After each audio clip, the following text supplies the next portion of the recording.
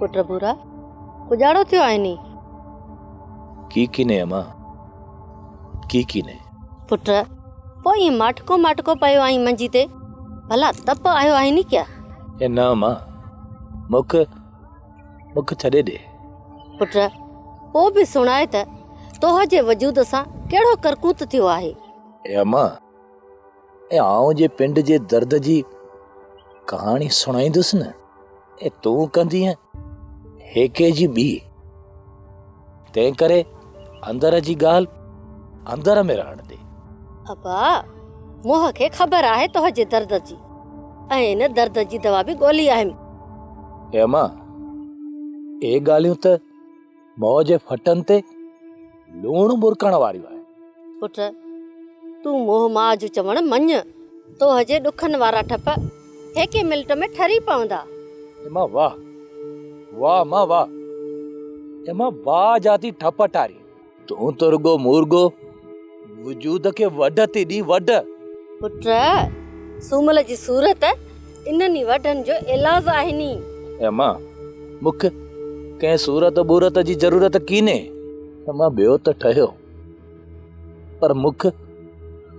पिंड जे हालत ते छॾे ॾे तोह जो बिलो करण त मोह जो फर्ज आहे न से त मोह खे पूरो करणो पवंदो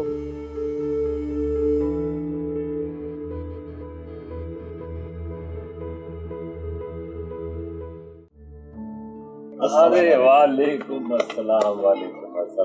क्या हाल है खुश आए हो बस माशाल्लाह बियो यार सारंग दे हाल अहवाल किथां पियो अची राणा खान ऑफिस वियो हुअसि कुछ जरूरी कागज खणणा हुया यार सारंग तू अबोज माण्हुनि जी सार लही तो रब पाक तोखे उन जो उजर जरूर ॾींदो राणा खान मां ये कम पंहिंजी तारीफ़ ॿुधण जे लाइ न आहियां कंदो माण्हुनि जा ये हीणा हाल मां ॾिसी कोन थो सघां इन करे हुननि जी मदद कंदो आहियां यार इहो त तमामु भलो कमु पर सारंग यार उत त हलूं न राणा खान ऑफिस मां ॾाढो थकियल आयो आहियां अञा घर वञी मानी खाईंदुसि वरी हिननि फाइलुनि ते कमु बि करणो आहे मां घर थो हलां